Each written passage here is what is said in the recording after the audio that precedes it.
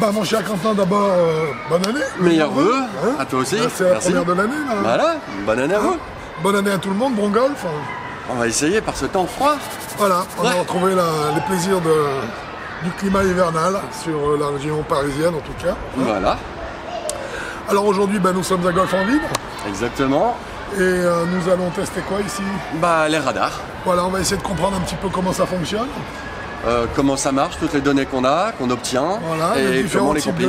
de radars existants également. Voilà, Hein, et puis on va voir un petit peu comment est-ce qu'on jongle avec les différents chiffres qu'ils nous donnent. Ça vous permettra, je pense, ça permettra aux avis golfeurs de bien comprendre soit leur prochaine séance de fitting, soit simplement leur séance d'entraînement sur un simulateur par exemple. voilà. On y va? C'est parti. Allez, Après toi, c'est trop bon. n'est-ce pas?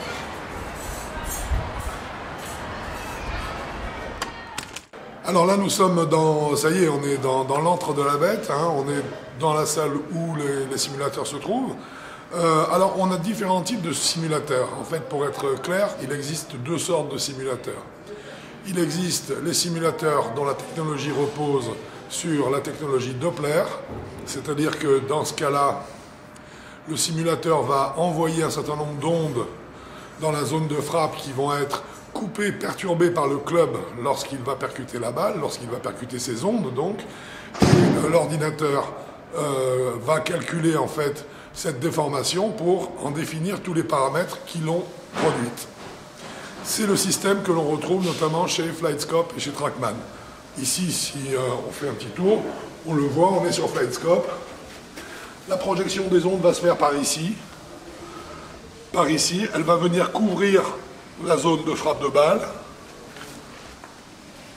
Ici. Et en fait, lorsque je vais percuter dans cette zone, je vais perturber le flux des ondes. Et cette perturbation va être analysée par le device, l'outil, qui va donc en conclure les paramètres de frappe que l'on verra ultérieurement, qui vont nous donner la vitesse, l'orientation de la face de club, le plan de swing, la hauteur, etc. etc. C'est donc une interprétation faite par rapport à un flux qui a été de rayons qui a été donc perturbé. C'est le radar Doppler. Autre exemple, cette fois-ci on est sur un appareil qui est le Swing Guru, qui permet donc d'analyser et de reproduire totalement le swing en 3D. C'est un outil assez extraordinaire, qui est très très complet, qui permet d'avoir les degrés de rotation des rotules. Enfin bon, ça va à un point qui est vraiment prodigieux, qui va trop loin parce qu'en fait, on n'a absolument pas besoin d'analyser certaines choses, certains chiffres, mais en tout cas, on a vraiment là toute la précision nécessaire. Cette fois-ci, on est sur la technologie de la 4K, de la Ultra HD. Donc en fait, on est sur le visuel. Là, cette fois-ci, il s'agit d'un dispositif qui va venir filmer ici le joueur et qui va donc définir tous les paramètres qui se seront produits aussi bien pendant son swing que au niveau de la balle, donc qui va définir tous les paramètres de frappe. Lui, il va extrapoler à partir d'une image dans laquelle on va voir le club qui crée une déformation de la balle. Il va extrapoler les images suivantes. C'est-à-dire que là, il va faire un travail de divination. Il va dire, ok, si la balle s'est déformée comme ça sur l'image que j'ai, cela implique qu'elle a été percutée par un club qui arrivait de telle et telle façon. Donc, à l'image suivante, elle va faire ce type de rotation, elle va subir ce genre de déformation.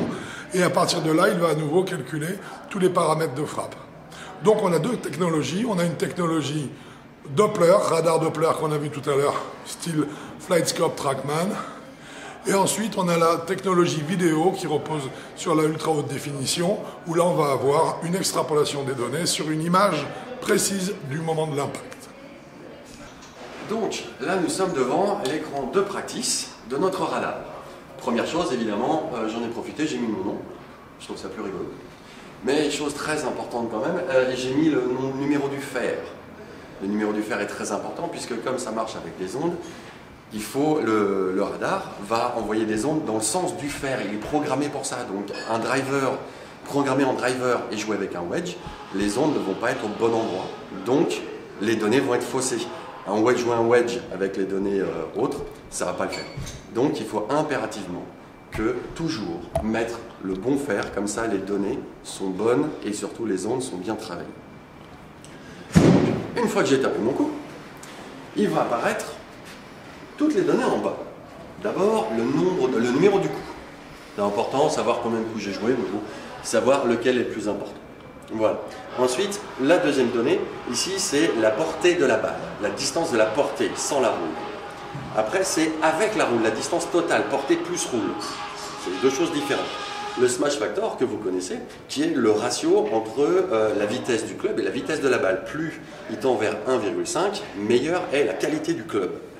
Ensuite, là, c'est le chemin de club. Est-ce que mon club est passé en square to square, ou intérieur-extérieur, ou extérieur-intérieur? Ça va forcément influencer sur la trajectoire de ma balle.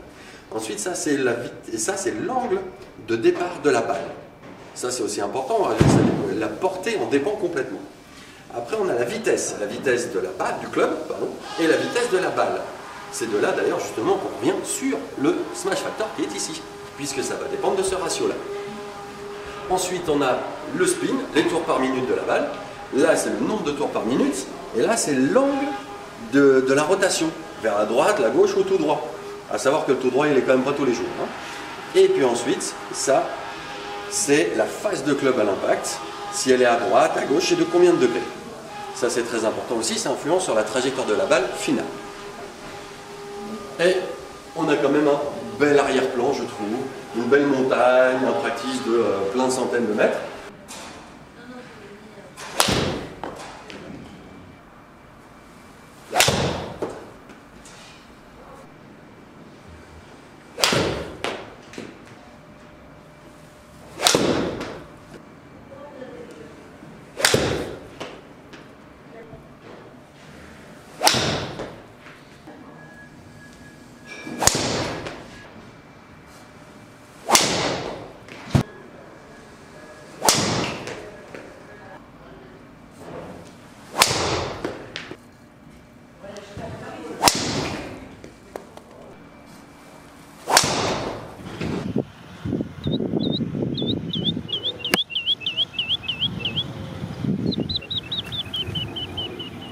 Bon alors Quentin, tu viens de nous frapper une belle balle, enfin une balle en tout cas. Hein. Ouais, elle est là en jaune. Voilà, bien en jaune, hein, c'est pas mal. Tu nous décris un peu les caractéristiques, donc comme on en parlait tout à l'heure, ici on est sur le deuxième coup en fait, c'est le deuxième coup de la série. C'est le deuxième coup de la série driver. Et comme vous pouvez le voir, en fait, c'est là-haut en fait j'ai mis en driver aussi. Voilà, ce qu'on a expliqué tout à l'heure, pour que en fait, le Doppler puisse chercher les ondes là où elles sont perturbées. Là où va passer le club. Voilà. Ici on a ta distance carré. La distance de portée de la balle au premier rebond, 246 mètres. Alors on est bien en mètres, hein, on est bien en mètres. Puisqu'on peut choisir de passer en mètres ou en yards, bien sûr. Exactement. On s'est mis en mètres, 246 mètres de portée. 261 mètres de roule, avec la roule au total, pardon. 261 mètres de roule, plus le carré, ça fera un peu beaucoup. Ça c'est beaucoup. Hein. Je joue sur une autoroute, je crois. Smash factor 1,35. Ok, bon bah on est le matin à froid. Hein. À froid, shaft régulier. Je pense que ça doit jouer. C'est possible. Je pense que ça doit jouer. Ici on a un club pad, donc un chemin de club 1,4 degré à droite. Vers la droite. Donc légèrement intérieur-extérieur. Ou 1 degré 4. 1 degré 4, on est très faible. Hein. C'est très très faible. Ensuite, on a le degré de lancement de la balle qui est de 15,8 degrés. Je suis avec un driver qui a 10 degrés. Chose très importante à savoir, c'est que si vous voulez de la portée, il faut qu'elle vole la balle. Elle part à 8 degrés, elle ne volera pas longtemps. Donc, on sait en fait que la portée idéale, c'est entre 12 et 14 degrés. Voilà, si c'est un peu plus, c'est pas gênant non plus, j'arrive à faire... mais en dessous, c'est de la perte de distance au total. Voilà, exactement. Ensuite, bah, là, la balle est partie avec 0,2 degrés à droite. Gauche, left gauche, excuse-moi. Vitesse, ici on a ta vitesse. De la balle. De balle. 157,7 miles à l'heure. Cette fois-ci, pour les vitesses, on est toujours en miles. Hein. C'est international, on compte comme ça.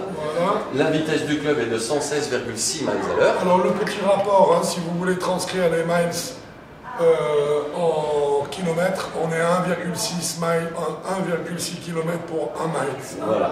Voilà, pour le savoir. On était donc... Maintenant au spin. 1913. Là, on parle en fait de backspin. Hein. Oui, c'est toujours du backspin. Sans backspin, la balle ne vole pas. Donc c'est du backspin à 2913, moi j'arrondis à 3000. Alors, Ouais, 2900. on sait 2913, c'est excellent, sachant que l'on sait que la norme du drive idéal, c'est 2500 tours minute. Voilà. D'accord. Donc là, tu es à 2900, c'est carrément C'est pas mal. super. Ça veut dire que c'est une balle qui va toucher le sol et poursuivre sa course en avant. Elle a le bon effet. Elle a de l'arme. Il faut s'inquiéter quand on commence à dépasser ici les 4000. les 4000 au driver. Pas bon. Ça tient un peu trop. Hein, parce que si on est sur un sandwich, on verra qu'on monte jusqu'à 12 000 tours. C'est autre chose. C'est normal, c'est Mais fait là, pour. là, driver, en dessous de 3000, excellent. Hein. Voilà. Phase de club, 1,9 degrés vers la gauche. voilà. Et Par rapport à la ton... balle, Voilà. 0,5 à gauche. Donc c'est pas trop mal. Alors- Je suis dans des clous à peu près raisonnables. C'est très raisonnable. En fait, ici, le 1,9, c'est le cumul entre l'angle qui est, comment dire, il y a deux façons de calculer si une phase de club est square ou pas. C'est par rapport à la ligne d'objectif ou par rapport au plan de swing. Et donc là, on a, je ne sais pas ce qu'il y a écrit en premier, c'est tout pareil. 1,9. Au-dessus, en blanc, là. Face club, là, on ne voit pas. Ah. Alors en fait, il y a tout fait. 1,9, ça va être l'écart par rapport à la cible. Et 0,5 gauche, c'est l'écart de la phase de club par rapport au plan de swing. Plan de swing qui était 1,4 degrés, 1,4 plus 0,5 égale 1,9, on retombe sur nos pattes. Exactement. Comme quoi les données se coordonnent bien les unes par rapport aux autres. Alors les données non seulement sont totalement imbriquées, mais en plus ici on fonctionne, parce qu'on est réaliste et sérieux, sur les données utiles. Donc en fait on a choisi ici un panel de 9, je dirais 9 données qui nous intéressent pour la compréhension du swing et de la frappe de balle. Mais au total, en fait, l'ordinateur, le simulateur nous en propose 28, mais dont certains qui sont complètement inutiles. Ce qu'on va faire par contre, si tu veux bien, On va c'est mettre qu'on tout de va suite. commencer déjà à voir Attention. le tableau sur l'ensemble, et vas-y. Ok, bon, alors bah, ça y est, on est devant le tableau en grand, on va dire. C'est là où on a toutes les données. Alors il y en a un long comme le bras, hein, c'est le cas de le dire. Ton bras est trop court. Voilà. Ici, on était sur le coup numéro 12, hein, donc c'est la première case qui apparaissait. On a effectivement, pour reprendre, un carré de 246 mètres, total 261. Ici, l'écart latéral a été porté, donc en fait, on a une balle qui a terminé 7 mètres à gauche. Ici, le L pour left, gauche de l'objectif. Ici, vitesse de club, on est à 116 miles,6 de passage pour une balle qui est partie à 157 miles. Donc on est sur un bon ratio donc, qui est de 1,35. C'est ce qu'on appelle le smash factor. On en parle assez souvent sur nos vidéos chez Amigolf. Spin, on est donc bien sur la quantité de backspin, 2913 tours minute. Axe de spin, c'est-à-dire que la balle n'étant pas été percutée par un chemin de club qui est droit, elle a eu un chemin latéral qui lui a donné en fait un axe de rotation légèrement, je dirais, sorti de la verticale, décentré. Donc en fait on a un axe de rotation de la balle de 5,5 degrés vers la gauche. Ici on a les angles de montée et de redescente. Donc ici en verticalité on est à 15,8 d'angle de montée. Ici on est en horizontalité à 0,2 à gauche, toujours pareil lié au plan qu'on a vu tout à l'heure. Verticalité de la descente, 47,6 pardon. Ce sont des paramètres qu'on utilise assez peu. Ça c'est important, c'est le temps de vol. C'est important, on est, la hauteur de vol. On est à 43,7 mètres de haut. Il faut savoir qu'un coup de wedge monte à 30 mètres. 30 mètres par exemple, c'est la norme vraiment, je dirais, à peu près standard pour tous les clubs. 43,7 nous dénote également la puissance du coup. Plus un coup est puissant, plus forcément la projection de sa portée sur la distance nous donne un point de hauteur qui est haut. C'est pourquoi cette balle est si haute. Elle est à 47 mètres parce qu'elle est très puissante. C'est une balle qui a eu un carry total de pratiquement 250 mètres. Hein. Temps de vol, ça c'est une donnée qui est beaucoup utilisée. De plus en plus ces jours-ci, notamment au niveau des États-Unis, on travaille beaucoup là-dessus. On est sur un temps moyen ici de 7,8. On voit ici qu'on a des temps très proches de 7, 7,4, etc. 7,8. Le temps de vol est une indication également de la distance. Aujourd'hui, les plus longs frappeurs au monde arrivent à garder la balle en l'air 11 secondes, ce qui est prodigieux, hein, c'est énorme. Classification, c'est-à-dire que la trajectoire de balle totale qu'a donnée la balle est classifiée en fade, straight, coup droit ou draw. Donc là, c'est clair. C'était un draw puisqu'elle a été percutée intérieur-extérieur avec une phase de club légèrement fermée. Roulement 15 mètres, c'est une estimation, évidemment. une fois de plus, une extrapolation qui ne tient pas en ligne de compte, qui ne prend pas en compte le véritable roulement du terrain, puisqu'on ne connaît pas sa souplesse.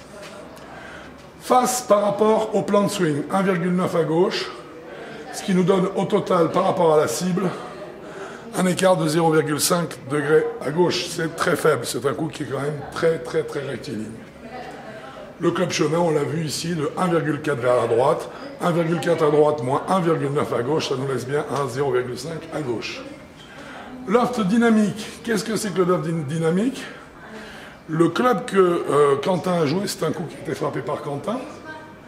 Le club que Quentin a joué devait avoir intrinsèquement, je dirais, 9 degrés ou 10 degrés de loft. 10 degrés de loft. Mais en fait, dans la réalité, lorsque la phase de club est arrivée à l'impact, ce loft n'était plus de 10 degrés. Parce que la phase de club s'est orientée vers le haut. Et donc, je me suis retrouvé avec un loft dynamique, qui est donc le loft qu'a le club à l'impact, et non pas le loft qu'il a au repos, qui était de 19,3 degrés. L'angle d'attaque, lui, c'est une donnée fondamentale.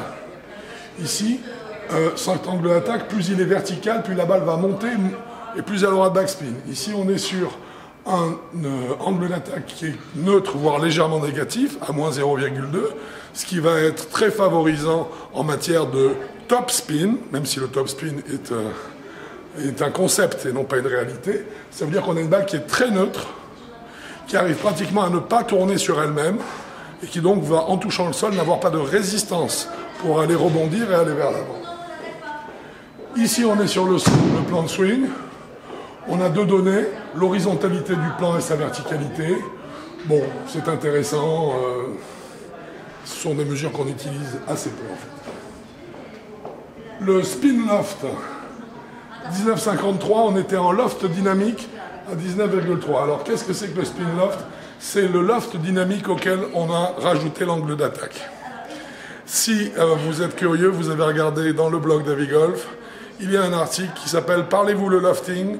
et il va vous faire toute la différence entre le loft statique, le loft dynamique et le spin loft qu'on retrouve donc sur ce tableau. Et ici, on a donc un point bas toujours. C'est encore une donnée qu'on utilise très peu en fait, qui nous donne la qualité du contact par rapport à la balle. Voilà toutes les données sur lesquelles il faut jouer lorsqu'on va sur un simulateur, qu'on peut maîtriser. Il est évident qu'il y a une interpénétration entre chacune des données qui est très importante, puisque dès que j'augmente un de ces paramètres, j'en ai un autre forcément qui est modifié. Je dirais que globalement, il me semble qu'on a fait le tour des données telles qu'elles nous sont proposées. Vous comprenez bien que l'analyse de ces données ne peut pas reposer sur vos seules connaissances si vous êtes un amateur qui joue au golf de façon relativement occasionnelle. Ça demande une connaissance technique relativement poussée, sachant qu'en globalité, il ne s'agit que de dépioter, d'analyser dans le détail ce que la trajectoire de la balle va nous donner, mais ce qui n'est pas forcément lié à la qualité intrinsèque du résultat. On dépiote, on décortique, mais bon, je dirais que dans sa globalité, on pourrait très bien résumer la frappe de balle à quelques éléments, non pas à ce tableau formidable de 28 données, mais aux 9 données qu'on a vues précédemment. Bon, Quentin, là, je pense qu'on a fait une explication assez... C'est un survol, hein, mais enfin assez complet quand même des possibilités d'un Doppler, là. Hein, je crois qu'il n'y a pas besoin de plus. Toutes ces données-là, pour, on va dire, 99% des gens, n'est pas éminemment utile, puisqu'après, pour en sortir toute la quintessence, il faut avoir de bonnes connaissances golfiques, voire même d'excellentes. Et à partir de là... Et puis, est-ce qu'on n'a pas tendance à facilement se perdre, justement, dans tous ces chiffres, en disant... Trop de chiffres, c'est comme trop de choix, tu le choix. C'est quand tu mets trop de chiffres, d'un seul coup, tu vas chercher toujours la petite bête quelque part, alors que les données... 80% des golfeurs sont des golfeurs occasionnels, sont des golfeurs amateurs, on va dire au-delà de 20. Donc, prendre toutes les données que Franck vient de vous décrire, ça ne sert pas à grand-chose. Il ne faut que quelques-unes qui sont vraiment utiles, comme le smash factor, l'efficacité du club. Donc la vitesse. Donc la vitesse du club et la vitesse de la balle. Voilà. C'est lié. Le chemin de club. Le plan de swing, le chemin de club. Le chemin de club. L'angle d'attaque. Voilà, pour avoir le backspin. Pour avoir le backspin et puis surtout pour savoir si avec un driver j'arrive vertical, c'est pas génial. Avec un sandwich horizontal, c'est pas non plus. C'est pas génial, ouais. Et puis le backspin. le backspin. Qui donne une donnée. Parce qu'on a dit orientation de phase de club. Oui. Et puis voilà. Et puis c'est tout. Là, plus que ça, c'est vraiment, j'estime, moi, pour des professionnels. Des professionnels de haut niveau, là, c'est à la fois pour faire un fitting de très haut niveau. Oui. Donc là, c'est les clubs, c'est du professionnel. Hein, voilà.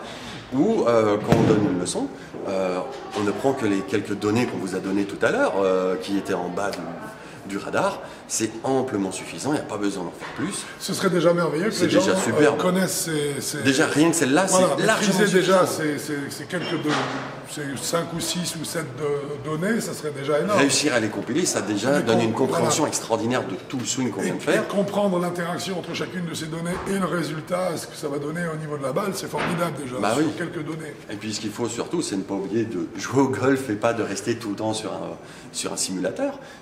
C'est bien d'avoir des données, mais après il faut savoir les exploiter. Donc en général, soit c'est en cours, soit on prend un cours juste après.